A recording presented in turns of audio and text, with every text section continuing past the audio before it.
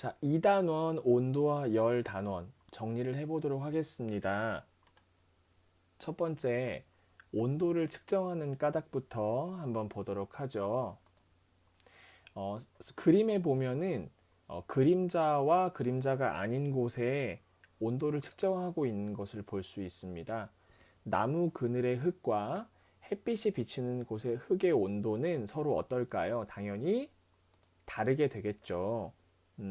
온도를 측정하면 물질의 차갑거나 따뜻한 정도를 어떻게 알 수 있다? 우리가 대략적으로 어설프게 느끼는 것보다 조금 더, 그쵸? 정확하게 알 수가 있습니다.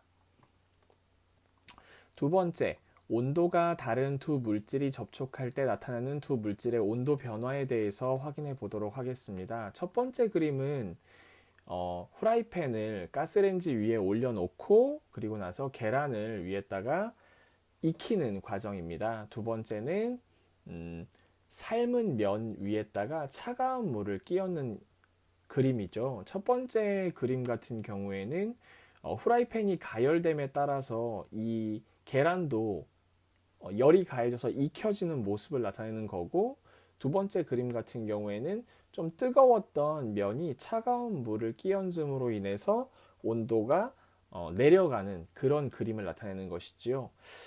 아래 문제 한번 같이 해결해 보겠습니다. 온도가 다른 두 물질이 접촉했을 경우 따뜻한 물질의 온도는 어떻게 될까요? 당연히 낮아지게 되겠죠. 그러면 반대로 차가운 물질의 온도는 그렇죠. 높아지게 됩니다. 열이라고 하는 것은 온도가 어디서 어디로 이동할까요? 높은 물질에서 어떤 물질로? 낮은 물질로 이동하게 됩니다. 자, 세 번째, 그러면 이제 우리는 그 물질에서의 이동을 한번 알아볼 건데, 첫 번째로 고체에서의 열의 이동을 한번 보도록 하겠습니다. 고체에서의 열의 이동이라고 하는 것을 우리가 뭐라고 하냐면 전도라고 이야기를 하는데요. 여기 세 가지 그림이 있습니다. 첫 번째는 길게 자른 구리판, 그리고 두 번째는 C 모양의 구리판이고, 세 번째는 정사각형 모양의 구리판이 있습니다. 이 구리판에 각각 열을 가해 주는데요. 열을 가하면 어때요? 열이 있는 쪽부터 색깔이 변한다는 것을 우리가 확인을 할 수가 있겠죠. 자, 고체에서의 열이라고 하는 것은 어떤 곳에서, 그쵸, 높은 곳에서 어떤 곳으로, 낮은 곳으로 고체 물질을 따라 이동을 하게 되죠. 그렇기 때문에 처음에 길게 자른 구리판을 봤을 때 열이 가해지는 곳이 먼저 변하면서 점점 먼 곳까지도 색깔이 변하는 것을 확인할 수가 있었죠. 고체 물질의 종류에 따라 열이 이동하는 빠르기가 각각 어떤데 다른데, 그거에 대해서 옆에 그림을 보고 알 수 있습니다. 구리판과 유리판과 철판이 각각 열변색 붙임딱지의 색깔에 따라서 달라지게 되는데요. 순서는 어떻게 되나요? 순서는 제일 먼저 구리판이 제일 먼저 빠르게 변하고, 그 다음에 철판, 그 다음에 마지막으로 유리판의 순서로 빠르게 변한다는 것을 알 수가 있습니다.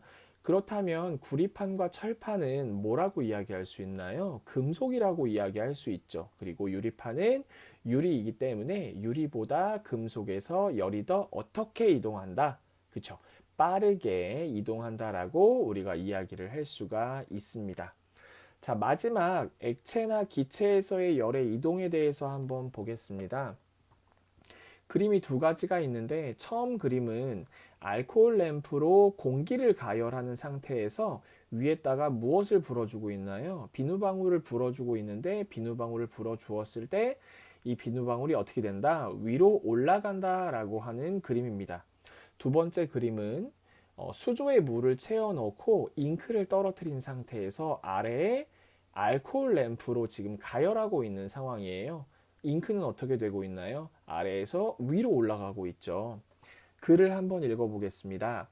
액체나 기체에서는 주변의 온도보다 온도가 높아진 물질을 위로 올라가고 위에 있던 물질이 아래로 밀려 내려온다.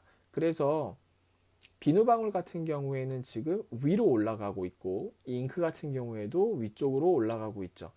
이것을 우리가 무엇이라고 얘기하냐면 대류라고 이야기를 합니다. 즉 여기 액체와 기체에서는 무엇을 통해서?